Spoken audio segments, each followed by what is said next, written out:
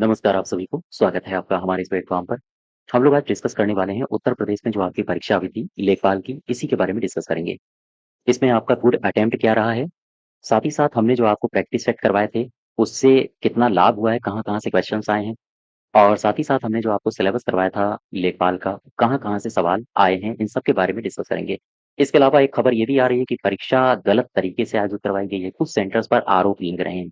कुछ सेंटर्स पर तो ये भी आरोप लग रहे हैं, वीडियोज़ भी इसके सोशल मीडिया में काफ़ी सर्कुलेट हो रहे हैं कि बच्चे 2-2 बजे बाहर निकल रहे हैं, है ना? और जो ऑथेंटिक समाचार पत्र हैं, वहाँ भी इसके बारे में कहीं न कहीं आवाज़ें उठ रही हैं कि गलत तरीके से आयोजित हुई है कुछ एग्ज़ाम सेंटर्स में। और अगर ऐसा हुआ है, तो फिर बड़ी मुश्किल भरा काम होता है कि इतने अच्छे पेपर में आपकी कट-ऑफ बहुत कम चली जाए। ये आरोप लग रहे हैं, अभी इनके बारे में हम पूरा डिस्कस करेंगे, ठीक है? और इस लेखपाल की परीक्षा के बाद अब आपकी जो परीक्षा लगी हुई है लोअर पीसीएस की, तो कई सारे कैंडिडेट्स के ये भी मैसेज आ रहे थे कि अब इसकी प्रैक्टिस हम कहाँ से करें? आगे का प्लान क्या है लोअर पीसीएस के लिए? तो इसके बारे में भी डिस्कस करेंगे। सबसे पहले हम आपको ये बता दें कि ये जो क्वेश्चन्स आए थे, क्या प्रैक्टिस बैच जो मैंने आपको पढ़ाया था, क्या वहाँ से कुछ सवाल या आपको कुछ लाभ हुआ है?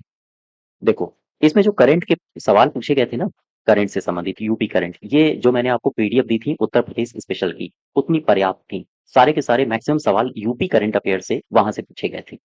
वहाँ से का मतलब है आपको करंट में जो मैंने आपको पीडीएफ दी थी, वहाँ पर मिल जाएँगे। जैसे ग्रेटर नोएडा में भारत की पहली scale vanadium redox flow battery, ये सवाल एक पूछा गया था, ग्रेटर नोएडा एनटीपीसी ने था, है ना? और आगे बढ़ो ज़रा, एक सवाल पूछा गया था, हालाँकि कंप्यूटर इस बार अच्छा आया था। कंप्यूटर से कौन-कौन फँसे हैं, वो पीडीएफ में इसमें मैंने मेंशन किया हुआ है, आगे डिस्कस करते हैं। इसके अलावा कुँवर दिग्विजय सिंह, बाराबंकी से, ये भी सवाल पूछा गया था, तो मैंने आपको प्रैक्टिस सेट में करवाया था। केडी सिंह बाबू, इन्हें बाबू भी कहा जाता है, इनका जन्म कब हुआ था? बाराबंकी से थे ये और बाराबंकी से और भी कई सारी महान विभूतियाँ थी, जैसे शंकर दयाल वाजपेयी, इनसे भी सवाल पूछ सकता था। संत कवि बैजनाथ, ये भी बाराबंकी से थे, तो यहाँ से जितनी भी महान विभूतियाँ हैं, सबके बारे में हमने आपको बताया था प्रैक्टिस बैच में, ठीक? तो ये क्वेश्चन भी इसके बारे में भी मैंने आपको बताया था। साथ ही साथ करंट अफेयर से एक सवाल और पूछा गया था, उत्तर प्रदेश से ही कि बताइए मुझे चिकित्सा के क्षेत्र में पद्मश्री 2025 सोनिया नित्यानंद। अब यहाँ पर देखो केजीएमयू की कुलपति डॉक्टर सोनिया नित्यानंद, कुशीनगर के श्री नारायण उर्फ भोलई भाई। ये सारे के सारे पॉइंट्स मैंने आपको एक्स्ट्रा नोट्स में यानी जो करंट अफेयर्स की पीडीएफ दी थी, उसमें ये प्रोवाइड कराए थे। तो इनको आपको पढ़ना चाहिए था। अब जैसे ये सवाल मैंने एक 41 नंबर क्वेश्चन कराया था अपने प्रैक्टिस बैच में। इस पहले पॉइंट को पढ़ो, पहले पॉइंट को पढ़ो और इस क्वेश्चन को पढ़ो।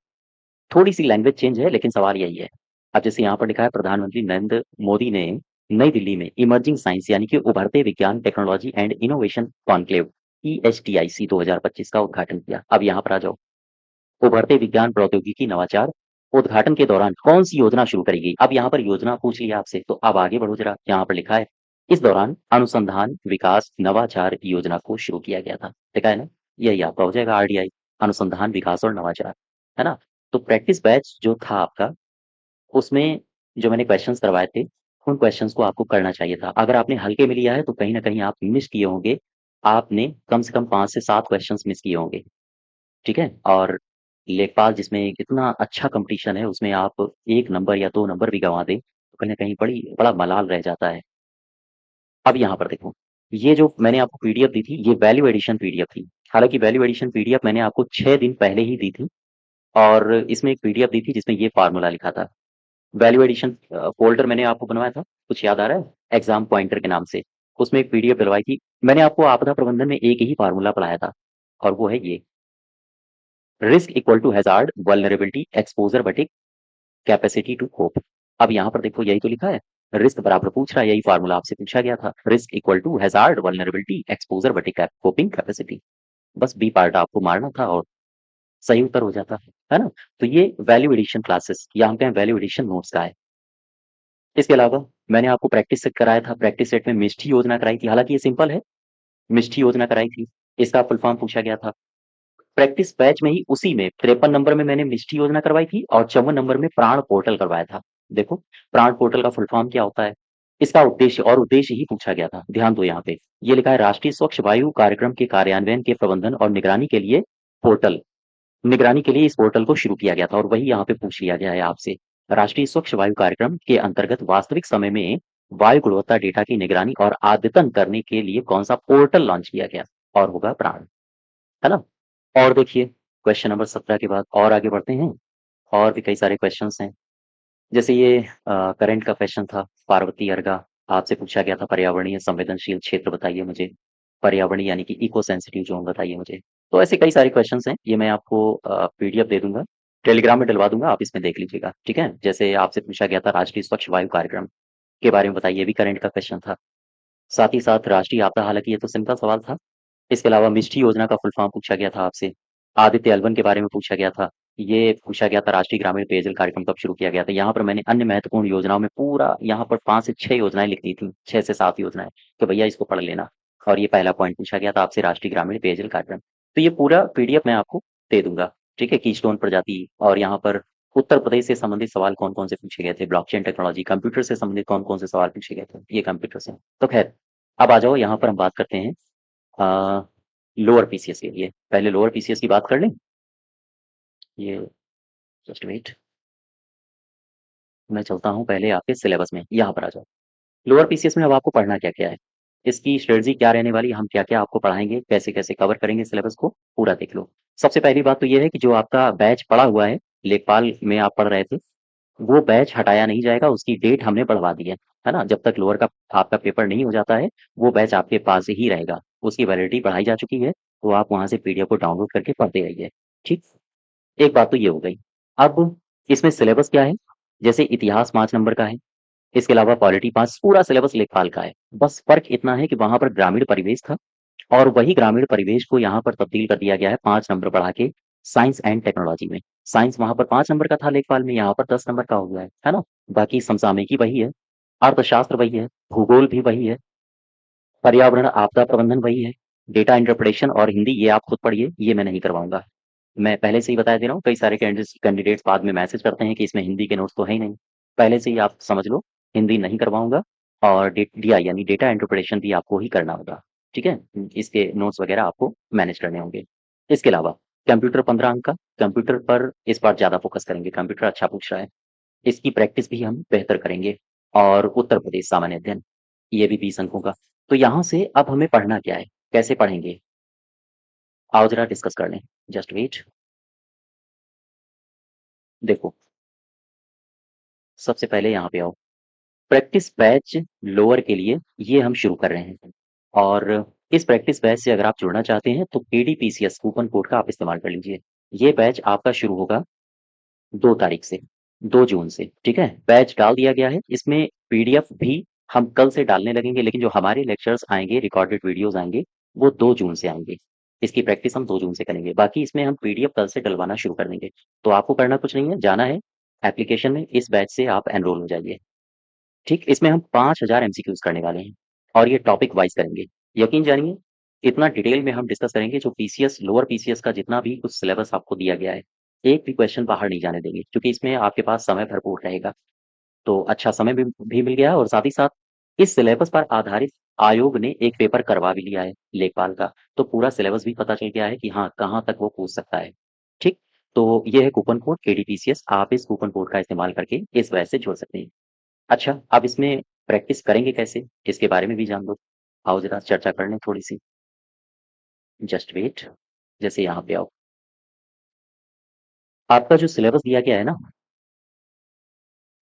देखो आपका जो सिलेबस दिया गया है, उस सिलेबस के अकॉर्डिंग हिस्ट्री है, पॉलिटी है, ज्योग्राफी है, इकोनॉमिक्स है, एनवायरमेंट एंड डिजास्टर है, और साथ ही साथ साइंस टेक है, कंप्यूटर है, यूपीजी के है।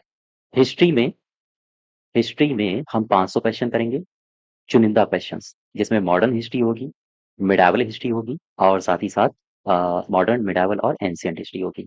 500 क्वेश्चन इससे करेंगे।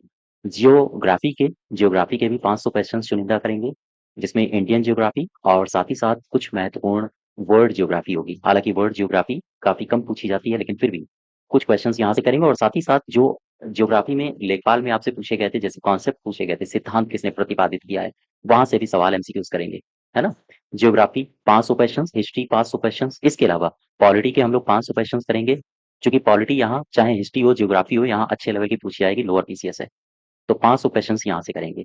इसके अलावा इकोनॉमिक्स में 500 क्वेश्चंस डिस्कस करेंगे, डिटेल्ड डिस्कशन करेंगे। और इकोनॉमिक के अलावा क्या है, एनवायरमेंट और डिजास्टर। डिजास्टर 500 क्वेश्चंस इसके करेंगे। इसके अलावा साइंस एंड टेक आपसे पूछा जाएगा, 500 क्वेश्चंस इसके करेंगे। साइंस एंड टेक के अलावा कंप्यूटर और यूपीजीके। कंप्यूटर और यूपीजीके के हम करने वाले हैं 1000 क्वेश्चंस, और यूपीजीके के भी 1000 क्वेश्चंस। अब यहाँ पर देख लो, 500 500 1000 ये हो गए, 500 500 1000 ये हो गए, और फिर 1000 ये हो गए, 3000 ये हो गए, टोटल हो गए 2000, यहाँ से 5000 क्वेश्चन। 5000 क्वेश्चन हम पूरे सिलेबस के करेंगे। इसके अलावा हम कुछ और भी इसमें वैल्यू एडिशन करेंगे। वैल्यू एडिशन करने का मतलब ये है हमारा कि जैसे साइंस एंड टेक से आपसे योजनाएं पूछी थी लेखपाल में, है ना, तो लगभग 100 क्वेश्चंस, सॉरी 100 नहीं, इसमें लगभग हम करेंगे 500 क्वेश्चन। पूरा प्लान हमारा ये है, लोअर पीसीएस लास्ट तक 500 क्वेश्चन हम करेंगे योजनाओं से। और वो योजनाएं केवल और केवल राज्य स्तरीय या फिर केंद्र स्तरीय नहीं होगी। इसमें हम केंद्र की योजनाएं तो करेंगे ही, राज्य की योजनाएं तो करेंगे ही, पर्यावरण संबंधी कौन सी योजनाएं चलाई जा रही है बिल्कुल अलग से टॉपिक वाइज, आपदा प्रबंधन संबंधी कौन सी योजनाएं चलाई जा रही हैं उनको करेंगे, साइंस एंड टेक संबंधी कौन सी योजनाएं चलाई जा रही हैं हम उनको करेंगे एमसीक्यूज के फॉर्मेट में, और डिटेल्ड डिस्कशन करेंगे। तो ये हो गए 500। इसके अलावा उत्तर प्रदेश की नीतियां आपसे पूछी जाती हैं, तो लगभग लगभग हम 100 क्वेश्चंस एमसीक्यूज करेंगे अलग अलग नीतियों के, पिछले 5 साल की नीतियां डिस्कस करनी। ठीक है, तो लगभग आपके हो गए 5600 क्वेश्चंस। 5500 से लेकर 5600 एमसीक्यूज की जब आप प्रैक्टिस कर लोगे ना, तो आपके सामने से एक भी क्वेश्चन हिल नहीं पाएगा। ठीक है, तो ये पूरा हमारा प्लान है इस बैच में। इस बैच से अगर आप जुड़ते हैं तो आपको ये सारा का सारा मटेरियल पीडीएफ के फॉर्मेट में तो दिया ही जाएगा, साथ ही साथ रिकॉर्डेड लेक्चर्स के रूप में हम वहां पर डिटेल डिस्कशन करेंगे। लेकिन ध्यान रहे, डिटेल्ड डिस्कशन हम शुरू करेंगे 2 जून से। पीडीएफ अभी आपको कल से प्रोवाइड करनी शुरू हो जाएंगी। ठीक, तो आप पीडीएफ को अटेम्प्ट करना शुरू कर दीजिए, और फिर डिटेल डिस्कशन हम 2 तारीख से शुरू कर देंगे। ठीक, तो ये तो बात हो गई लोअर के प्रैक्टिस बैच की। और इसके बाद फिर हम इसमें मॉक टेस्ट वगैरह आगे इसमें शुरू करेंगे, मॉक टेस्ट अलग से शुरू करेंगे। अच्छा, यहाँ पर आ जाओ, लोअर के लिए हम आपको बता दें, अगर आप लोअर पीसीएस की तैयारी कर रहे हैं तो ये बैच आपको मिल जाएगा लोअर पीसीएस का। आप इससे अगर जुड़ना चाहते हैं तो KD25 कूपन कोड का आप इस्तेमाल कर लीजिए। इसके अलावा अगर आप पीडीएफ भी चाहते हैं पर्यावरण आपदा प्रबंधन की लोअर पीसीएस के लिए, तो ये पीडीएफ भी आपको इसी बैच में मिल जाएंगी, रिकॉर्डेड लेक्चर्स भी मिल जाएंगे, तो आप इनसे जुड़ सकते हैं। आपदा प्रबंधन, है ना। इसके अलावा साइंस एंड टेक की पीडीएफ आपको मिल जाएगी, केंद्र राज्य संबंधी योजनाएं जो पूछ रहा है आयोग, योजनाओं से भी संबंधित सवाल पूछेगा, जो केंद्र की योजनाएं हैं, राज्य की योजनाएं हैं, ये भी आपको पीडीएफ इसकी मिल जाएगी, रिकॉर्डेड लेक्चर्स मिल जाएंगे। इकोनॉमिक्स से संबंधित, करंट अफेयर से संबंधित जो सवाल पूछे जाते हैं, इनका वार्षिक संकलन, इसकी भी पीडीएफ दी गई है। तो आप अगर इस कंप्लीट बैच से जुड़ते हैं लोअर पीसीएस के, तो ये सारी की सारी पीडीएफ और रिकॉर्डेड लेक्चर्स इसी बैच में मिल जाएंगे। ठीक, तो ये तो बात हो गई लोअर टीसीएस की। अगर आप प्रैक्टिस बैच से जुड़ना चाहते हैं तो आप जुड़ जाइए, और इसमें हम 2 तारीख से इस बैच को शुरू करेंगे। लेकिन ध्यान दीजिएगा, ये जो कूपन कोड है ये आपका 1 तारीख तक वैलिड रहेगा। इसके अलावा फिर ये कूपन कोड वैलिड नहीं रहेगा। अब यहाँ पर देखो जरा, कुछ खबरें जो निकल के आ रही हैं लेखपाल के लिए, वो ये निकल के आ रही हैं कि परीक्षा तो इन्होंने आयोजित करवा ली, लेकिन ये परीक्षा कहीं न कहीं लीक हो गई है। एग्ज़ाम सेंटर्स से ऐसी खबरें निकल के आ रही हैं। अब जैसे कहीं-कहीं ये सूचना निकल के आ रही है कि 12 बजे एग्ज़ाम खत्म होना चाहिए था, लेकिन वहाँ से जो बच्चे हैं वो 2 बजे बाहर निकल रहे हैं। तो 2 बजे तक अंदर बच्चों को बैठा के रखना, ये कहीं न कहीं संदेह पैदा करता है कि आपने उनको अलग से कुछ सुविधाएँ दी हैं ज़रूर। अब जैसे यही एक खबर निकल के आ रही थी, कानपुर की है। इनको ब्लूटूथ व शर्ट में डिवाइस छिपा के ये परीक्षा देने गए थे, 2 गिरफ्तार हुए हैं। और ये तो गिरफ्तारी की खबर है। गिरफ्तारी की खबर है तो इसका मतलब है कि भाई पेपर लीक की खबर तो है नहीं, ये तो गिरफ्तारी की है, बातें उद्घाटित हो गई हैं। लेकिन जहाँ से एग्ज़ाम हॉल से ही अगर बच्चे 2 बजे बाहर निकल रहे हैं, तो ये तो बातें खतरनाक हैं। और ऐसी स्थिति में अगर हम ये कहें कि बेटा आपने 65 नंबर ले आए हो तो बहुत अच्छी स्थिति है आपकी, आप 70 नंबर ले आए हो तो बहुत अच्छी स्थिति है आपकी। तो यहाँ भी संदेह पैदा होता है कि अगर आपने कई सारे बच्चों के एग्ज़ाम सेंटर में नकल की व्यवस्था कर रखी है, तो 65-70 भी कहाँ ये सेफ रह पाएगा स्कोर। ये तो फिर 80-85 जाना चाहिए, अगर यही दयनीय स्थिति रही है। लेकिन पेपर के हिसाब से अगर देखा जाए, तो 65 से लेकर 65 टू 70 क्वेश्चंस आपका गुड अटेम्प्ट है, अच्छा अटेम्प्ट है ना? इससे 1-2 नंबर और भाई ज़्यादा मान लो, लेकिन ये एक बेहतर अटेम्प्ट माना जाएगा। बशर्ते ये जो खबरें निकल के सामने आ रही हैं, ये खबरें सही ना हो। अब इसमें आगे की रणनीति क्या होगी, वो सारे टीचर्स बताएँगे, तो उसी हिसाब से फिर इसमें निर्णय लिया जाएगा, आयोग को ज्ञापन दिया जाएगा या फिर आयोग को इसके संज्ञान में लाया जाएगा, है ना? लेकिन आपकी ज़िम्मेदारी ये है कि सबसे कहिए कि वो इस पर वीडियो बनाएँ और इसके बारे में बताएँ, लोगों को जागरूक करें। फिर इसके बाद डिसीज़न लिया जाएगा कि अब आगे क्या करना है, ठीक है? और इसकी पीडीएफ हम आपको टेलीग्राम पर डलवा देंगे, ठीक? चलिए आज यहीं पर रखते हैं, धन्यवाद।